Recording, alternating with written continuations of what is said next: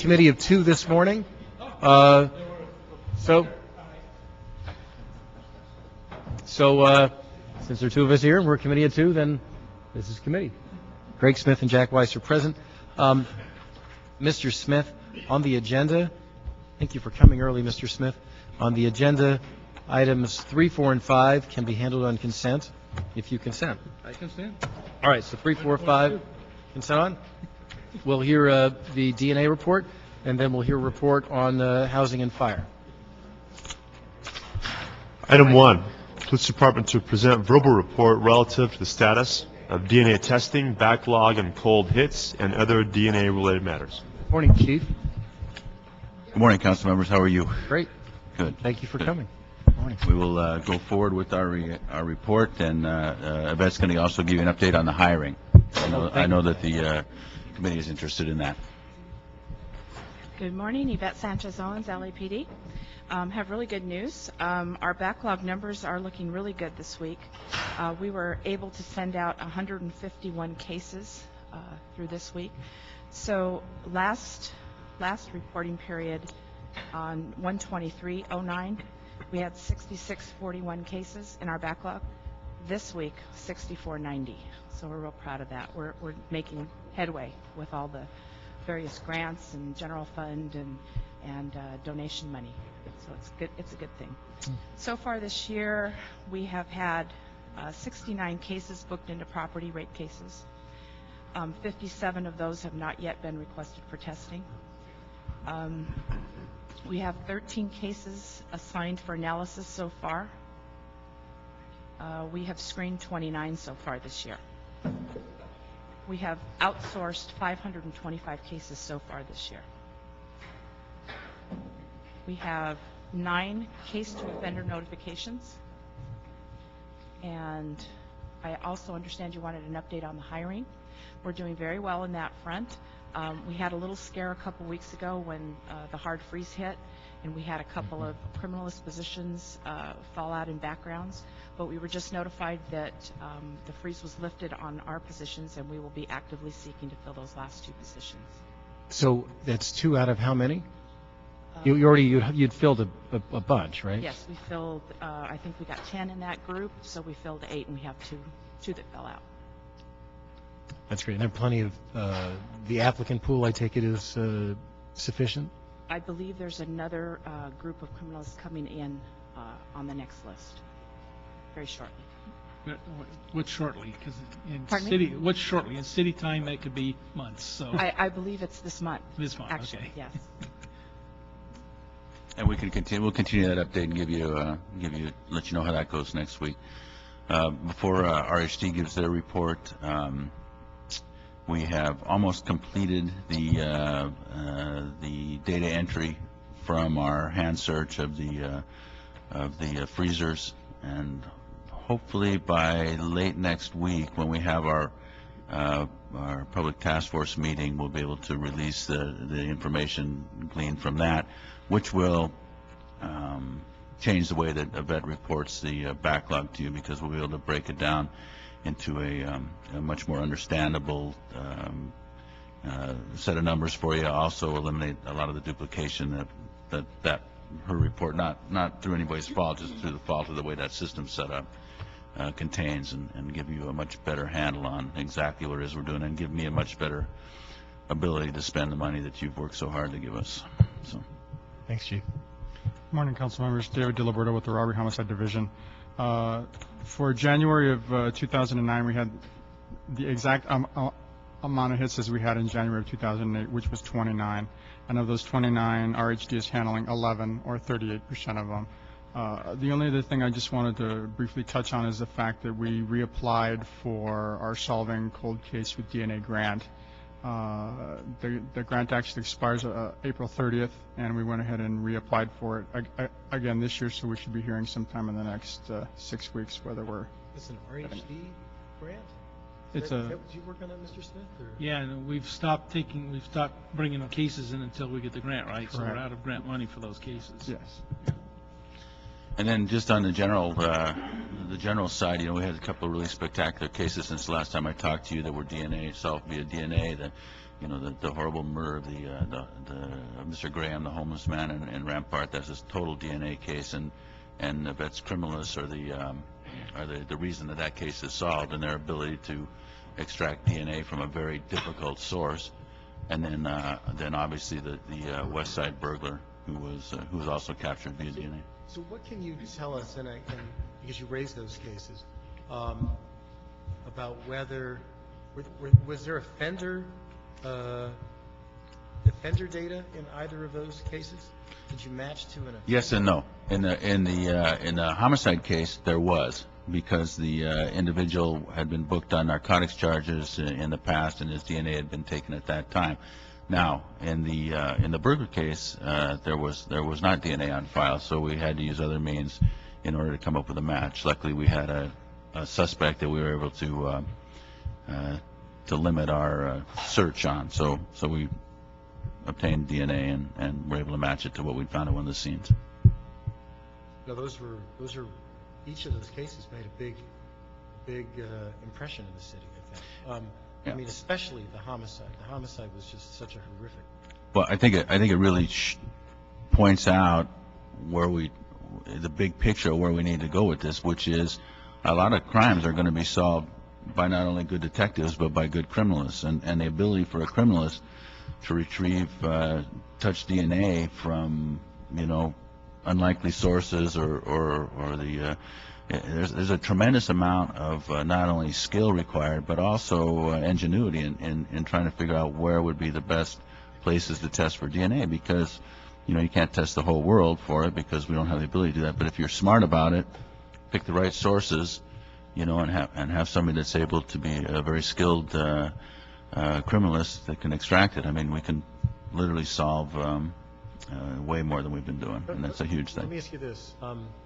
Without DNA, would either of those cases be solved right now? I know you had a suspect in the Hillside burglary, but would no, we would not have been able to make the arrest in either one of them. We certainly in the homicide, even though we have witness identifications there, we would have had nobody for the witness to identify without the DNA. We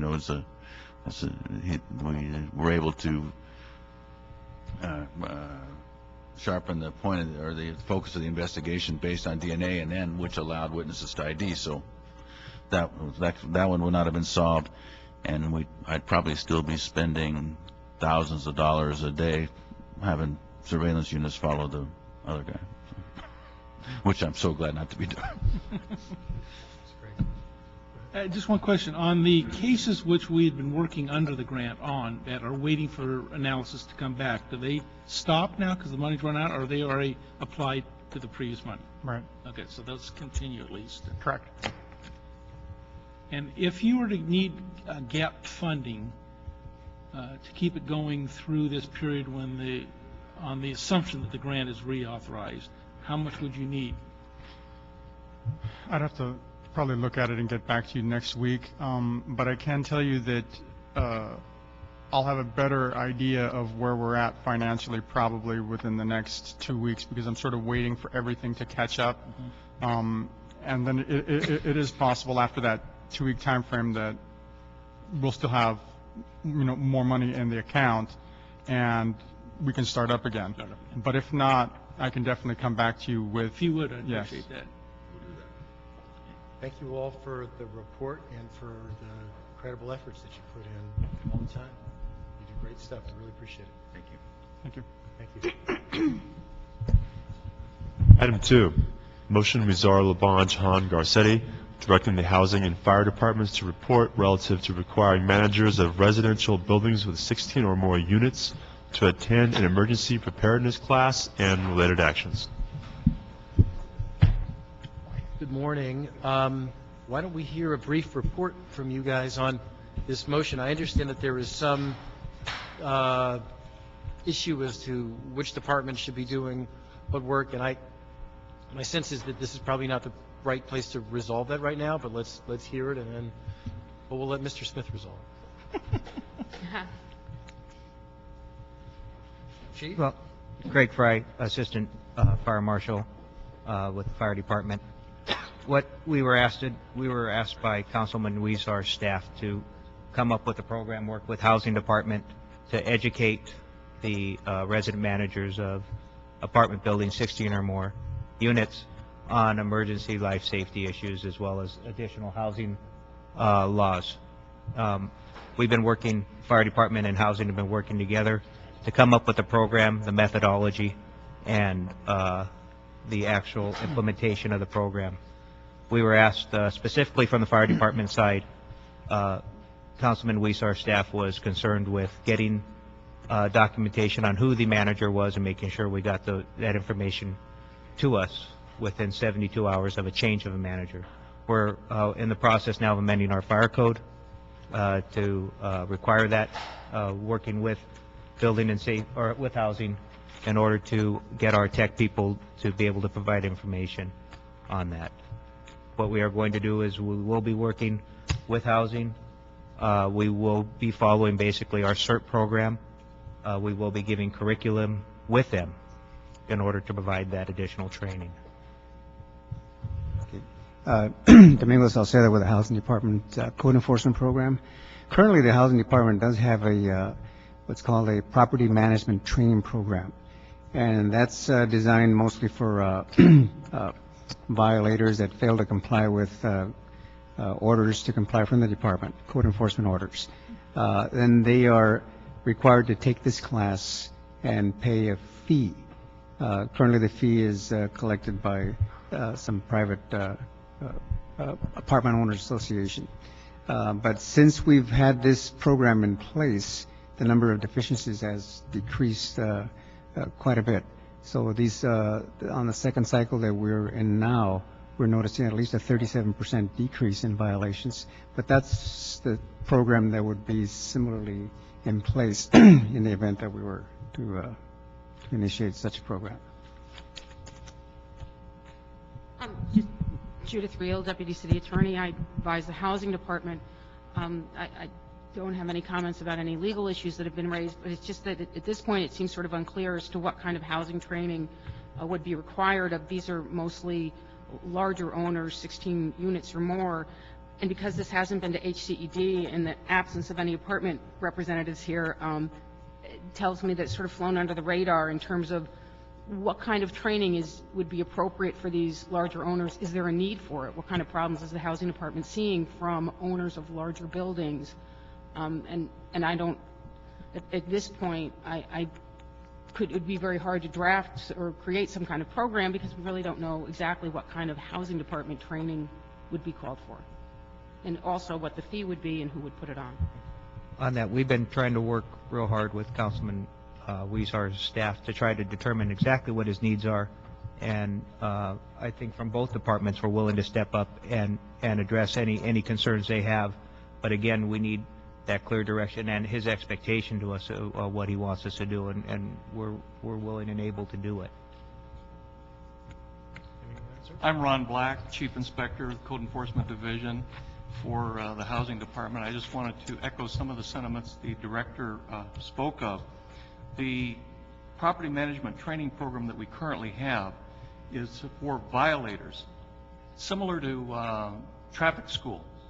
And we found that it's been successful over the years. Our systematic code enforcement program has been in existence for 10 years, and I think all of us can remember back 10 years ago when there was a significant number of slum buildings in the city of LA.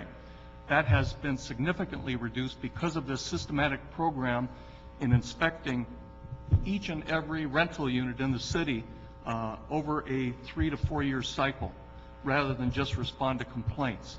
So our property management training program is working. Our systematic code enforcement program is very effective. Mr. Smith, what Yeah, do you suggest? a couple of things. First of all, have you had meetings with AGLA regarding this particular program, adding it either to SCEP's activity or separate fire department activity? We have not, sir. No, we would be working through housing in order to do that, and we have. Yeah, I think Mr. Weezer has mapped out a really good public policy Right. statement. I really like what they've done. but you've got to get AGLA to participate in this to make it work. So somebody's got to go see them and talk to them about that. And secondly, you haven't looked at funding, so I don't know, I mean, in this day and age, any additional funding is not going to come from the general fund right now. So you're going to have to look to SCEP funds, either take it out of that or add to that, or, you know. That's something we've been really working with housing and looking at, and our role as a fire department is be supportive Yeah. of housing because of their connections with the building owners and They got the department program managers. in place, but you got the expertise, so you're going to have Exactly. to be a joint Exactly. program of some sort. So- All right, well, I'm waiting, you know, obviously, I think we need to order them to have some meetings with the AGLA people for one, and to look at funding sources and come back. Obviously, I think it really is a good idea. It's a wonderful idea. But in this time, day and age, any new program, and we just passed a policy, no new people, no new programs unless you got a funding source. So you have to come up with that angle of it. Ms. Stengel reminds me, and she's right, we always need to have the CLA and the CAO involved in figuring this stuff out. So why don't we ask you all to go to the continue to figure it out stage? Yeah. Is that where we're going to be? June, what is your suggestion as to what's a reasonable amount of time before the matter? On the microphone, June. Microphone, please. Mr. White's very upset with you that you spoke off the microphone. Don't let it happen again. Like your voice. We haven't been involved in this issue, so we would like the opportunity to at least meet with the fire department and the housing department, and also the city attorney, and then we can work with your staff to give a reasonable time frame for a report back. Okay, well, that's great, and we'll let you take it from there. Thank you all for coming It's a today. good and thing, make it work. Yeah. Thank you for the report, everybody. Okay, we have a speaker card on an item not on the agenda. Ms. Doherty, you've got your 2 minutes. Good morning, Ms. Doherty. Considering AGLA, I'm the only AGLA person here, and I appreciate that, because when I read that, I was a little concerned, too. Phyllis Doherty with Animal Issues Movement. I try not to come to you unless I think it's something serious. If you have what I submitted for you to look at, right on the top of it is I don't know, Mr. White gave it to you? Yes, we have it. All right. Right on the top is a newspaper article on a woman who is currently serving a term for animal cruelty, right there. And she's been released because of the jail condition. She was at the meeting the other day that Councilman Zine held, speaking as if she were an honorable citizen, belittling the members of the department, the staff of the department. She also is, from what I understand, on a restraining order from these employees, and she still felt it was fine to come in. I'm telling you that just one of the employees just had his collar broken recently by someone where he was trying to identify the dog. I'm bringing this to you because the department is in serious trouble, and I have never come and complained about general manager before. I supported Jerry Greenwald and got hit by all of the crazies and Stuckey. Mr. Boakes is different. He is not supporting the program. He considers himself separate from the department. He considers himself separate from it. He does not run anything through the city attorney, nor to you. Remember, the Pitbull Academy is just one example of that. Yeah, if I had not brought that into committee and Councilman Zine picked up on it, you wouldn't even have known it. City facilities have been given out to other organizations, and then later General Services finds out about it and says, oh, it's too late now, they're already here. There are a lot of things. Almost every commission meeting, I am going up against him on some financial issue that would be serious, because I worked for the CAO's office and I worked for the city for 16 years. So I'm concerned about the city. I just want you to know that from your standpoint, also from the shelter standpoint, the employees, your department is collapsing. You have no operations manual, you have no evacuation plan for the city, if I could speak to you a little bit, or for the shelters. You have no training program.